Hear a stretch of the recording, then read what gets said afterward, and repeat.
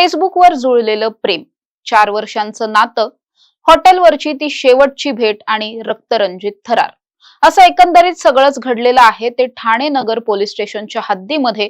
नेमकं काय घडलंय हेच सविस्तरपणे समजून घेऊयात. नमस्कार, मी समृद्धी आणि तुम्ही पाहताय टॉप न्यूज मराठी.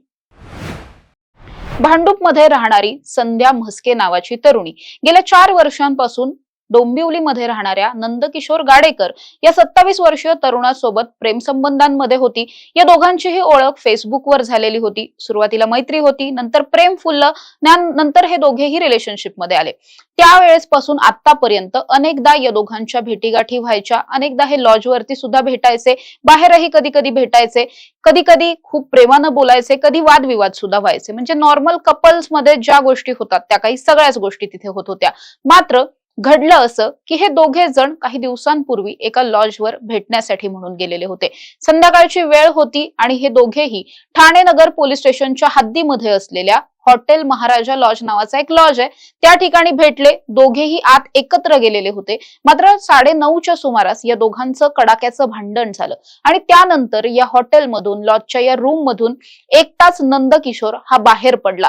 त्यानं बाहेर पडल्याच्या नंतर मुळात त्याच्या बॉडी लँग्वेज वरून तो अजिबातही घाबरलेला किंवा आतमध्ये काहीतरी घडलंय असं अजिबातही वाटत नव्हतं. तो बाहेर आला. त्यानं सगळ्यात पहिल्यांदा या लॉजला किंवा त्याच्या रूमला बाहेरून कुलूप लावलं आणि कुलूप लावून तो थेटपणे तिथून निघून गेला. ही गोष्ट जेव्हा लॉजच्या कर्मचाऱ्यांच्या लक्षात आली त्यावेळेस त्यांना कदाचित असं वाटलं की काहीतरी कुठेतरी चुकतंय. कारण दोघे जण जर आत गेलेले होते तर बाहेर हा एकटाच कसा आला, आणि जर हा बाहेर आला तर बाहेरून लॉक लावून कसा काय आला, असा त्यांना संशय आला. त्यामुळे या सगळ्यांनी मिळून, कर्मचाऱ्यांनी मिळून तिथे जाऊन पाहण्याचा प्रयत्न केला. ज्यावेळेस त्यांनी हा दरवाजा उघडून आतमध्ये प्रवेश केला त्यावेळेस तिथल्या बेडवर निश्चितपणे संध्या म्हस्के ही पडलेली होती. सुरुवातीला सगळ्यांना असं वाटलं की ती कदाचित बेशुद्ध असेल, कदाचित झोपली असेल, पण थोडंसं पाहिल्याच्या नंतर त्यांना असं निष्पन्न झालं की या तरुणीचा खून झालेला आहे.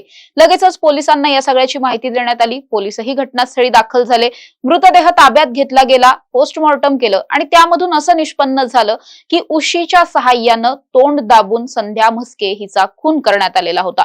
पोलिसांनी लागलीच या प्रकरणातला गुन्हा दाखल केला आणि अवघ्या 2 तासांमध्ये नंदकिशोर गाडेकर या तरुणाला आता अटक सुद्धा झालेली आहे. पण मुळात इतक्या सगळ्या छान सुरू असलेल्या रिलेशनमध्ये असं नेमकं काय घडलं की अवघ्या काही मिनिटांच्या भांडणांमध्ये थेटपणे नंदकिशोरनं आपल्याच गर्लफ्रेंडचा खून केला? हे कोडं अजूनही पोलिसांसमोर तसंच आहे. पोलीस अजूनही या प्रकरणातला तपास करतायत.